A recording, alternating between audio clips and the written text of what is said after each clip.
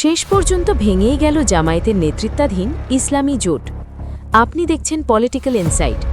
আজকের ভিডিওতে আমরা তুলে ধরব সত্য। ভিডিওটি শেষ পর্যন্ত দেখুন। শেষ পর্যন্ত ভেঙেই গেল জামায়াতের নেতৃত্বাধীন ইসলামী জোট। জোটের দ্বিতীয় বৃহত্তম শরিক দল চরমোনাই পীর মুফতি রেজাউল করিমের নেতৃত্বাধীন ইসলামী আন্দোলন জামায়াত জোটে থাকছে না। আজই আনুষ্ঠানিকভাবে এটা জানিয়ে দেওয়ার কথা রয়েছে।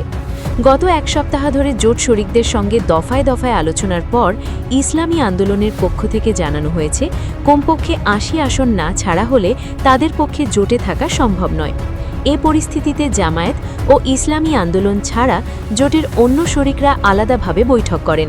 সেখান থেকে খেলাফত মজলিসের একাংশের আমির মাওলানা মামুনুল হক আবারও চরমোনাইয়ের পীরের সঙ্গে যোগাযোগ করেন। আসন বণ্টন নিয়ে মধ্যস্থতার চেষ্টা করে তিনি ব্যর্থ হন। গভীর রাতে জামায়াতের একজন নেতাকে পুরো পরিস্থিতি অবহিত করেন মাওলানা মামুনুল হক। জোটের একাধিক শরিক ও জামায়াতে ইসলামের নেতাদের সাথে আলাপ করে জানা গেছে, চরমোনাইয়ের পীরের দল ইসলামী আন্দোলনের পক্ষ থেকে সুস্পষ্ট বার্তা দেয়া হয়েছে, জোটে থাকা সম্ভব হচ্ছে না। চরমোনাইয়ের পীরের দল জোটে না থাকলেও অন্য সব দল জোটে থাকছে বলে নিশ্চিত করেছেন শরিক দলের একাধিক নেতা। অর্থাৎ ১১ দলীয় জোট এখন ১০ দলীয় জোট হতে যাচ্ছে। জামায়াতে ইসলামীর সহকারী সেক্রেটারি জেনারেল মাওলানা আব্দুল হালিমের কাছে এ বিষয়ে জানতে চাইলে তিনি জানান, আজ দুপুরের মধ্যে জোটের শীর্ষ নেতারা বৈঠকে বসবেন। এরপর গতকাল স্থগিত হওয়া সাংবাদিক সম্মেলন অনুষ্ঠিত হবে। খেলাফত মজলিসের একজন নেতা নাম প্রকাশ না করার শর্তে জানান, জোটের অন্য শরিকরা ঐক্যবদ্ধ থাকার ব্যাপারে একমত হয়েছেন। তিনি আরও জানান, নতুন করে কিছু আসনে বিন্যাস হতে পারে, তবে তাতে কোনো সমস্যা হবে না। জোটের একাধিক নেতা জানিয়েছেন, জোটে জাতীয় নাগরিক পার্টি বা এনসিপির যোগদানের পর থেকে ইসলামী আন্দোলনের পক্ষ থেকে চাপ বাড়তে থাকে। এনসিপির জোটে যোগদানকে স্বাভাবিকভাবে নিতে পারেনি ইসলামী আন্দোলন বাংলাদেশ। এরপর দলটি দাবি করে ১৪৩টি আসনে তাদের বিজয়ী হওয়ার মতো সমর্থন আছে। এনসিপি ও জামায়াতের প্রভাবশালী নেতাদের আসন দাবি করে দলটি। প্রথমে ইসলামী আন্দোলনের জন্য ৪০ আসন ছাড়া হয়, পরে ৪৫টিতে গিয়ে দাঁড়ায়।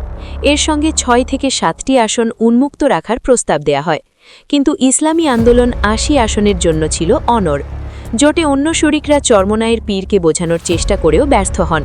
অপরদিকে ৮০ আসন ছাড়ার কোনো সুযোগ ছিল না জামায়াতের, কারণ এতে সম্ভাবনাময় আসনগুলো শুধু হাতছাড়া হবে না, একটি দলকে বিপুল সংখ্যক আসন ছাড়লে অন্য দলগুলোর পক্ষ থেকে আরও বেশি আসন দাবি করা হতো।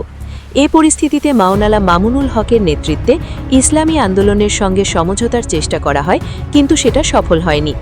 চরমোনাইয়ের পীরের ইসলামী আন্দোলনের ২৬৬ জন প্রার্থী নির্বাচনে মনোনয়নপত্র জমা দিয়েছেন। এসব আসনে এখন তারা হাত পাখা প্রতীক নিয়ে আলাদা নির্বাচন করবেন বলে জানা গেছে।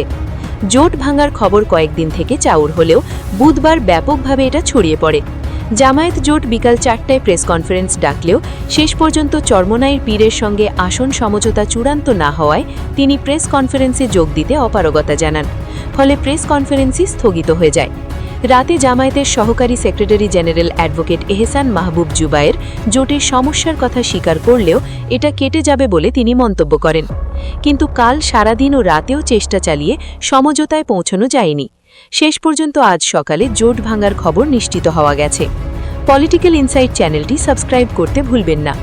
সাথেই থাকুন সত্যের অনুসন্ধানে।